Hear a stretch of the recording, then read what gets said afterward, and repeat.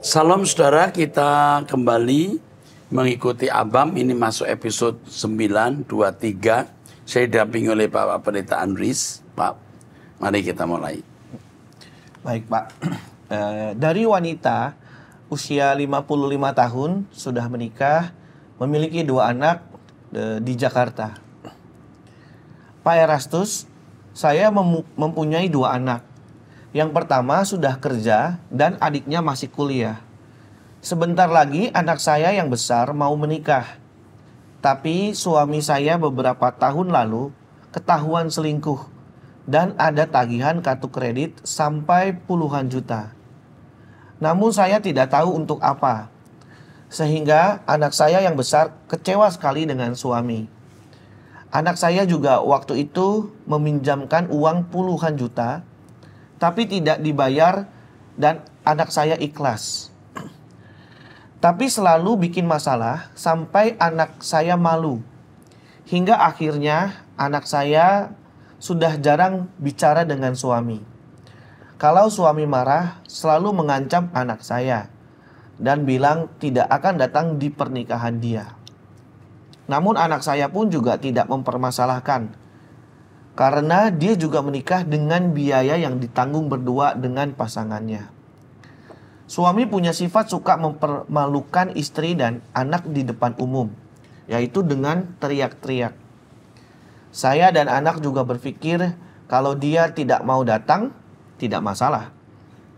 Karena jujur, saya kasihan dengan anak saya. Khawatir waktu di pernikahan nanti ada suami yang punya sifat merasa dibutuhkan. Maka dia akan sengaja dikit-dikit marah di depan umum, walaupun itu hari bahagia anak. Menurut Bapak, saya harus bagaimana? Bagi saya dan anak, jika suami tidak datang lebih baik daripada bikin masalah nantinya. Dan saya akan bilang ke calon anak saya apa adanya. Saya lebih baik jujur kalau suami tidak mau hadir. Menurut Bapak bagaimana? Terima kasih dan tolong segera dibantu ya Pak. Karena beberapa bulan lagi menikah. Yang pertama, suami ini atau pria ini benar-benar sakit jiwa. Orang-orang yang sakit jiwa seperti ini, ya. Dia sengaja marah di depan umum supaya istri, anaknya dipermalukan. Ini sakit jiwa. Menghadapi suami seperti ini lebih baik diam. Ya, mengenai soal ada perselingkuhan, diam juga. Percuma diributin, dia nanti akan lebih ribut. Sekali lagi sebaiknya diam, mengalah saja. Tuhan akan bertindak, ya. Tuhan pasti bertindak. Tuhan pasti menghajar orang-orang seperti ini. Hanya tunggu waktu. Mengenai ancaman tidak datang ke pesta perkawinan, itu benar-benar nggak masalah. Banyak perkawinan yang orang tuanya tidak hadir sepenuhnya. Ada ibunya saja, atau bapak didampingi tante. Bisa saja nanti didampingi oleh, kalau suami punya kakak, suami punya adik, atau ibu punya kakak, dampingi. Zaman sekarang orang sudah tidak terlalu peduli kok. Kalau dulu masih jadi aib, sekarang kurang. Kalau dulu aib sekali, sekarang sudah tidak terlalu. Bapak kemana Bu? Senyum aja. Tidak ada atau belum bisa datang. Cukup. Kalau dia datang nanti bikin masalah, malah bikin malu kita semua. Jadi sampai titik tertentu harus dipastikan. Benar ya Pak, kamu tidak akan hadir ya. Jangan digantung, nanti malah bingung. Nanti kalau digantung, dia tidak diajak pergi, nanti menyalahkan. Nih, pas saya sebagai papa nggak disuruh mendampingi, betul nggak? Jadi lebih baik kalau memang sudah dekat nanti, jangan sekarang, nanti kurang seminggu, 2 minggu, ditanya, betul ya Pak, kamu nggak pergi ya? Oke, kalau begitu saya suruh ganti orang. Udah, cukup. Yang penting di sini ibu dengan anak-anak tetap mencari Tuhan. kita harap, kita minta, kita nantikan pembelaan Tuhan. Udah, it's okay. Teruskan. Oke. Selanjutnya wanita 46 tahun memiliki satu anak di Blitar. Sebelumnya saya mengucapkan banyak terima kasih. Setiap saya bertanya pasti dijawab dan jawaban Bapak Erastus membuat hati tenang. Saya sudah mengikuti doa pagi dan sudah 1 tahun berjalan. Hal itu mengubah hidup saya.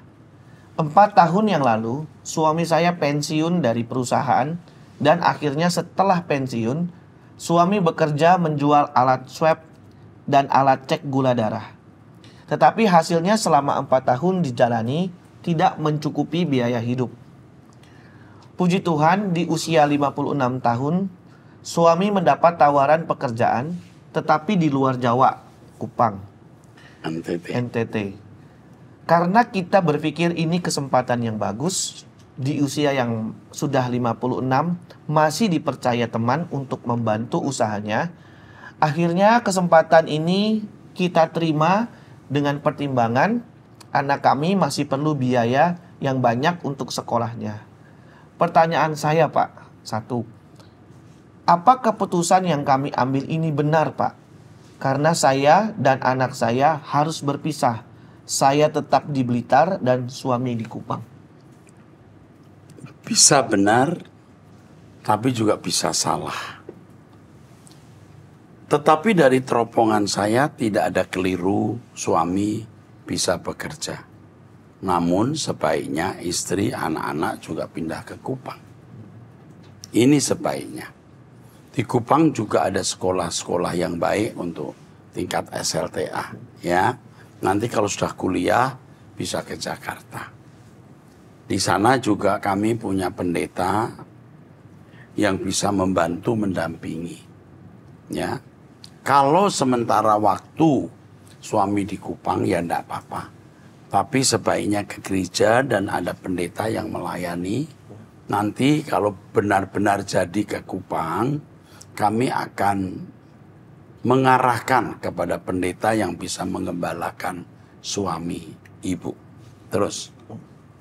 Yang selanjutnya, bagaimana sikap hati kita kalau ada gembala yang mengatakan tentang yang kurang baik terhadap keluarga kita? Contoh, jangan biasakan menuruti anak yang suka makan di luar. Nanti kamu bisa-bisa jual rumah, jual semua hartamu, dan kamu jadi berhutang hanya habis untuk makan. Kalau hanya makan di luar, belum tentu sampai jual rumah kali. Kecuali makan tiap hari, pagi, siang, sore. Sekali-kali makan di luar juga bagus, asal sehat. Nah, tapi pendeta bicara ini pasti punya dasar ya, kita tidak tahu. Terus. Kami tipe orang tua yang tidak tega padahal anak saya tidak minta. Apakah karena usia sudah tua kami baru punya anak, jadinya tidak tegaan ya Pak? Bisa saja. Anak biasakan makan di rumah, itu bagus. Sekali-kali mesti makan di luar. Jangan seperti orang kurang pergaulan. Oke, terus. Apakah saya bisa minta dikirim lirik pujian GSKI agar bisa kami cetak? Udah, pasti. Oh, lirik kami cetak. Kan kita lagi bikin bukunya ya. Kapan itu bukunya selesai ya? Terus. Ya, sebab rumah kami sudah mulai dipakai untuk persekutuan doa yang dipimpin oleh Bapak Pendeta Yusuf dari gereja Shalom Talun di Blitar. Oke. Terus. Mohon infonya gereja GSKI Kupang ada di mana ya alamatnya? Oke, nanti kami arahkan. Ini tadi sudah saya singgung ya. Pak. Jadi pertanyaan ini baru saya baca, jadi saya belum pernah membaca pertanyaan ini. Oke, itu jawaban saya Ibu. Teruskan. Selanjutnya pria 42 tahun menikah, satu anak di Bandung. Ya. Halo Pak Eras, terima kasih atas masukan dan nasihat dari pertanyaan saya tahun lalu. Saya akan berusaha untuk mengaturnya dan mencoba untuk melunasinya. Kali ini saya hanya mencoba untuk konfirmasi saja. Apakah saya sudah sejalan dengan doktrin yang Pak Eras ajarkan? Ketika saya ikut doa pagi, saya semakin hari semakin enjoy dan bisa lama, bahkan terkadang sampai lupa waktu. Akhir-akhir ini, saya hanya duduk diam terpaku karena merasa terkagum-kagum. Bahkan terkadang ada rasa rindu yang terpuaskan, seperti kawan lama yang sudah lama tidak jumpa dan hanya ingin diam merasakan kehadirannya. Apakah ini normal, Pak? Kemudian, sejak mendengar ajaran logos dan monoteisme, sewaktu berdoa, alam pikiran menjadi seperti tirai terselubung yang terbelah dua. Bisa memanggil Allah Bapa Yahweh. Dan tiba-tiba saya bisa meneteskan air mata. Ini pengalaman yang juga saya alami. Jadi kita mulai fokus. Kalau kita doa kepada 3 pribadi kita bingung. Iya, Pak. Betul. Bisa tek tek tek tek tek tek. Ya, ini sekarang tek Bapak di surga. Bagus, ini benar. Terus Seolah-olah seperti ada orang yang sangat mengerti semua beban pikiran yang ada di benak saya selama ini. Dan itu menjadi sebuah kekuatan buat saya. Semenjak saya lakukan hal ini dalam keseharian saya, emosi menjadi lebih dingin, pikiran lebih fokus, dan tidak mudah tersinggung. ini benar. Monoteisme itu bisa mengubah. Implikasinya itu jelas. Implikasinya dalam hidup ini jelas. Besar. Terus. Namun kok menjadi seperti kesepian ya, Pak? Iya, karena orang mungkin makin sulit bisa memahami Anda dan Anda sulit menemukan orang yang memiliki pengalaman rohani seperti Anda. Ya, ini berarti track ini benar. Orang yang terkena suara kebenaran dan mulai berjalan dengan Tuhan itu kesepian terhadap dunia. Terus. Karena sekarang jika saya sendiri kayaknya lebih nyaman saja. Tidak pengen lagi hangout bareng kawan.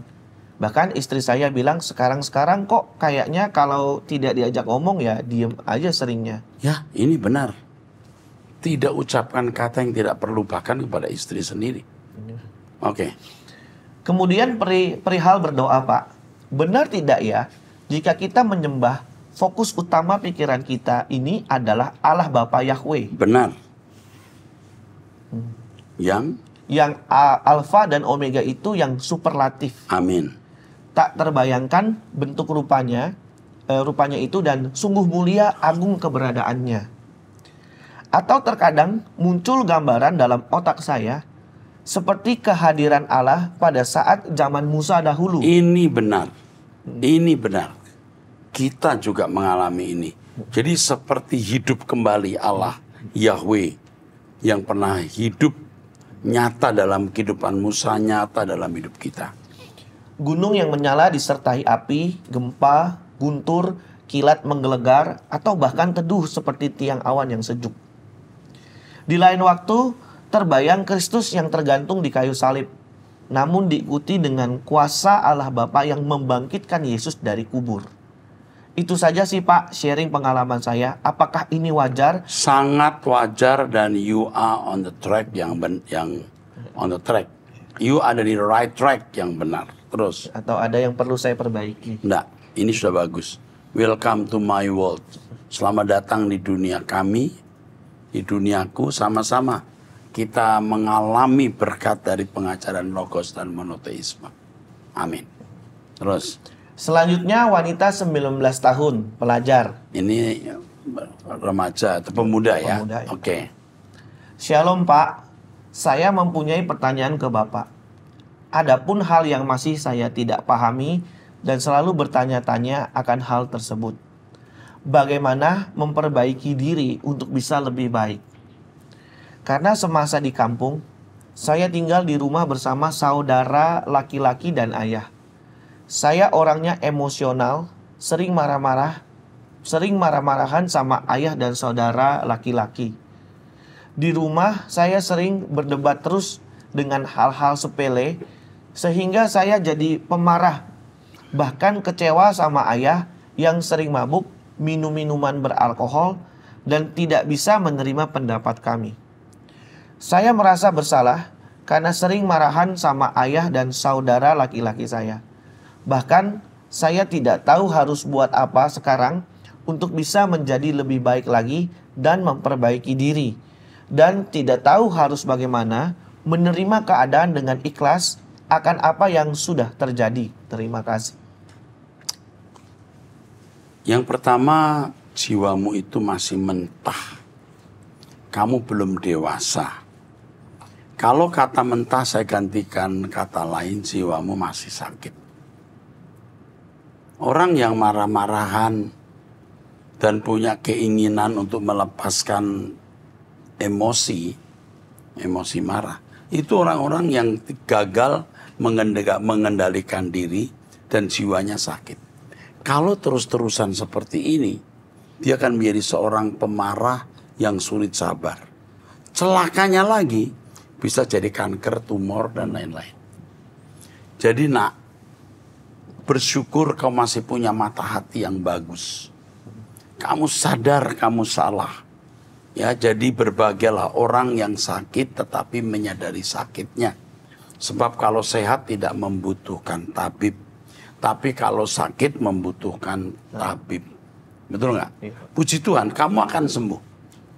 Ikut doa pagi Om Eras jam 5 pagi, dengarkan khotbah Om Eras setiap hari, ya. Lalu kau punya doa pribadi, itu memang standar umum yang harus dikenakan untuk orang yang mau bertumbuh.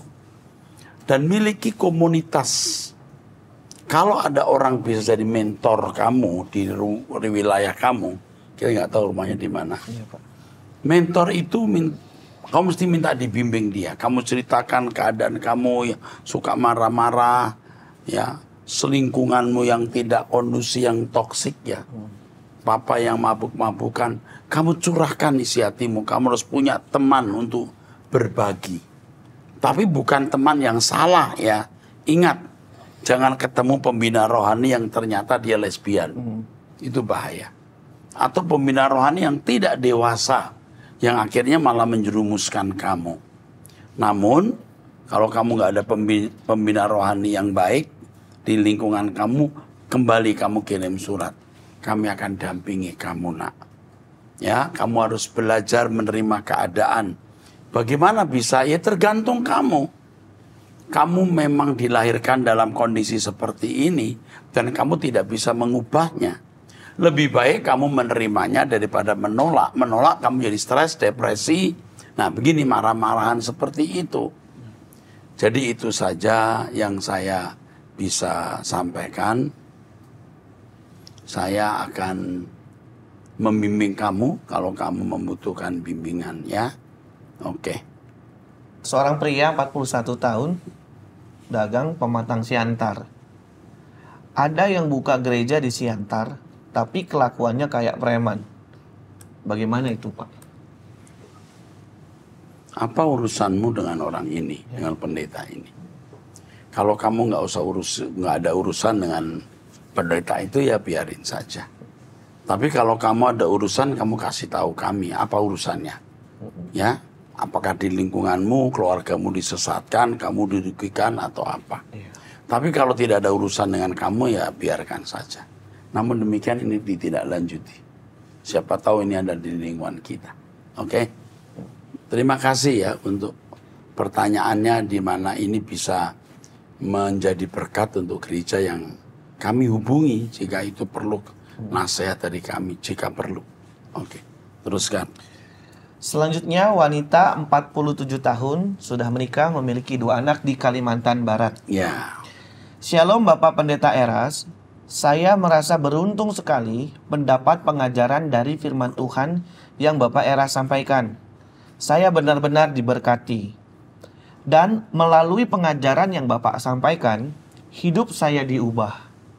Cara saya memandang dunia sekarang sangat berbeda dibanding beberapa tahun yang lalu. Sejak saya tahu Truth ID, setiap hari saya pasti mendengarkan khotbah-khotbah Bapak. Kalau satu hari saja saya tidak mendengar khotbah Bapak, rasanya ada yang kurang. Sampai akhirnya setiap khotbah Bapak yang saya dengar lewat Truth ID, selalu saya share di akun Facebook saya. Supaya saya bisa buka lagi kapanpun saya mau. Bapak Pendeta Eras benar-benar sudah menjadi mentor sekaligus Bapak rohani saya, yang selalu membimbing saya untuk memahami rencana-rencana Tuhan yang indah melalui peristiwa hidup saya. walaupun peristiwa-peristiwa tersebut seringkali terasa sangat menyakitkan.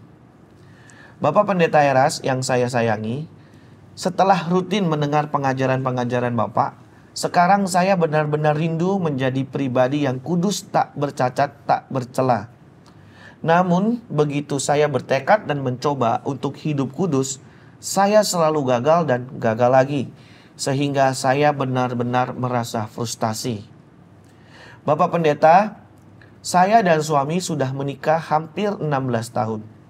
Kurang lebih 7 bulan yang lalu, saya mengetahui suami saya selingkuh dengan istri orang. Menurut pengakuannya, dia menjalani hubungan hanya lewat handphone dan tidak pernah berhubungan badan. Tapi sering ketemu karena perempuan itu adalah anak buahnya di perusahaan di mana suami saya kerja. Saya benar-benar merasa terpukul karena saya tidak pernah mengira suami saya berkelakuan seperti itu. Setelah kejadian itu, saya dan suami hampir setiap hari bertengkar. Selalu ada percecokan dalam keluarga kami yang membuat saya merasa tidak bahagia. Sekarang, suami saya sudah keluar dari perusahaan dan kami memulai usaha sendiri. Kebetulan saya ASN. Jadi untuk kebutuhan setiap hari masih bisa tercukupi meskipun suami tidak bekerja lagi.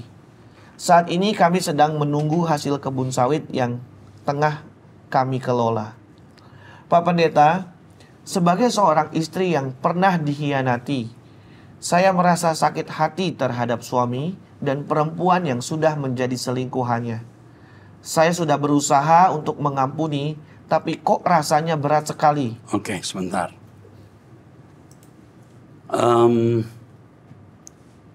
Kalau kita berpikir dewasa, kita bisa melupakan. Kamu sudah belajar dari suara kebenaran. Kamu harus memiliki kematangan berpikir. Yang pertama, kamu harus berpikir bahwa suamimu tidak pernah merencanakan mau berselingkuh. Serius menikah dengan kamu mau menjadi pria baik-baik. Itu serius.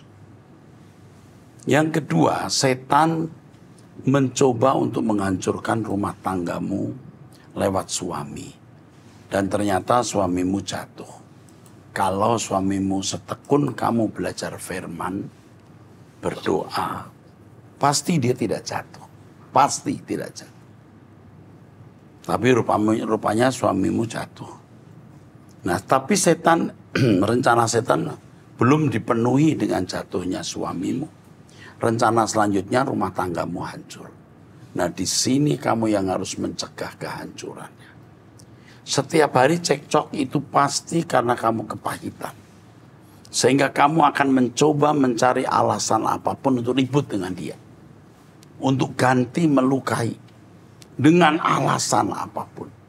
Dan itu membuat kamu juga akhirnya menjadi sakit. Mestinya suamimu yang sudah sakit, kamu jangan ikut sakit. Ya, suamimu tidak merencanakan itu, tapi dia jatuh. Kamu harus memandang dia sebagai pasien. Sebagai orang yang sedang terluka dan kamu mau menyembuhkan. Nah, sekarang kamu dendam dan kamu rasanya ingin membalas itu dengan kemarahan. Kamu tunjukkan ya kekecewaanmu dengan demonstrasi marah dan ngajak ribut. Itu tidak boleh sayang, tidak boleh begitu. Oke, teruskan. Setiap hari saya merasakan kekecewaan dan sakit hati, dan ini membuat saya merasa gagal dalam menggapai kesucian hidup. Iya, justru kejadian ini membuat kamu naik kelas, bukan malah gagal. Saya sudah jelaskan tadi ya, ini akan menjadi nasihat yang bagus sekali. Terus. Suami menjelaskan bahwa sudah tidak ada hubungan lagi dengan perempuan itu. Tapi mengapa hati saya sulit untuk menerima pertobatan Karena suami? Karena kamu tidak dewasa, jiwamu tidak matang, kamu masih dendam. Dan itu tidak menguntungkan sama sekali. Kamu harus melihat perasaan Tuhan. Demi perasaan Tuhan jangan dendam dan jangan marah lagi. Pak Pendeta, apakah dengan saya mengharapkan kasih sayang dan perhatian tulus dari suami itu artinya saya memberhalakan suami? Tidak juga. Tidak juga. Tetapi kalau itu berlebihan jadi berhala. Roh Kudus jangan pimpin kamu. Dan sejak saya tahu bahwa suami pernah selingkuh, saya jadi tidak bisa merasa bahagia. Apakah itu artinya juga memberhalakan suami? Itu baru artinya memberhalakan suami. Itu memberhalakan suami. Kamu, kalau saya ditanya, apakah Mbak Eras bahagia dengan istri? Saya jawab tidak. Wah, kok bahagiaku karena Tuhan. Karena Tuhan maka dia bisa menjadi kebahagiaanku. Walaupun istriku tidak sempurna, penuh kekurangan dan bisa mengecewakan saya. Tentu harus dijelaskan ya, jangan hanya sampai, apakah Bapak bahagia dengan istri? Ya, kalau mau jawab cepat gini, bahagia karena Tuhan. Itu kalau mau dijawab cepat. Tapi kalau tidak, maksudnya bla bla bla bla gitu. Terus, kalau saya terus merasa sakit hati mengingat perlakuan suami, apakah saya akan ditolak masuk jelas ke kerajaan kamu surga? tidak menjadi sempurna seperti Bapa, dan itu berarti tidak serupa dengan Yesus. Forgive must forget. Oke. Bagaimana cara menghilangkan rasa sakit hati dan melupakan perilaku buruk suami sehingga saya bisa kembali merasa bahagia dan tidak berdosa di hadapan Tergantung Tuhan? kamu. Kamu memanjakan perasaan sih. Jadi kamu masih dendam dan kepahitan. Nggak boleh. Ikut doa pagi, memiliki doa pribadi dan dengar khotbah saya terus. Nanti kamu bisa menyembuhkan lukamu. Terima kasih atas kesediaan Bapak membaca dan merespon penyampaian saya ini. Penjelasan Bapak benar-benar saya nantikan. Sekali lagi terima kasih Bapak Eras dan tim Abam. Semoga sehat selalu dan terus jadi berkat. Amin. Ini pertanyaan berikut dari Wulan. Usia 57 tahun. Ini tidak kita jawab di sini. Ini menyangkut soal logos. Betul ya? Iya Pak. Ada yang logos apa ini? Roma 10 ayat 9. Tapi tolong ini diberi, dia minta apa? Dikirim PDF logos, dikirim saja.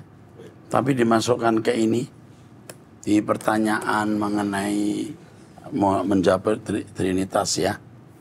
Tapi keinginan dia untuk mendapatkan bahan itu harus kita beri ya, kita jawab dulu ya. Saudara, ini sudah akhir ya. Kita akan bertemu di Abam berikut 924 ya, ini 923 ya. Sampai bertemu di episode 924, Tuhan berkati.